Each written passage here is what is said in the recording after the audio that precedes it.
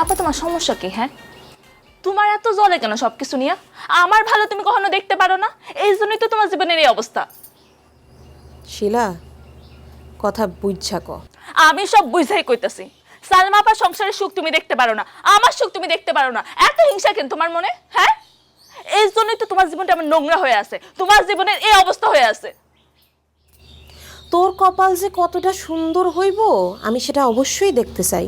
কোনখানকার কোন রাজপুত্র এসেছে তোরে মাথায় তুলে রাখবো, তোরে বিয়া করব, আমি সাথে সেটা দেখা সারম, তুই চিন্তা করিস না। আমার জামাই আমার সোনার পালঙ্কে রাখবো, এই মুহূর্তে আমি তোমার আমার বিয়ার দাওয়াত দিলাম। নিলাম, খুশি মনে তোর বিয়ার দাওয়াত আমি কবুল করলাম, কিন্তু এটা মনে রাখিস শিলা, তুই যে ওই রাইতে কইছিলি, ঘটনা মনে আছে? ওই ঘটনার পর তো আমার মনে হয় না কোনো ভালো ঘরের ছেলে তোরে বিয়া করবে। আর যদি করেও তাহলে তো আমার দেখতে হইব যে কোন সোনার পালঙ্কে তোরে বসায় রাখে।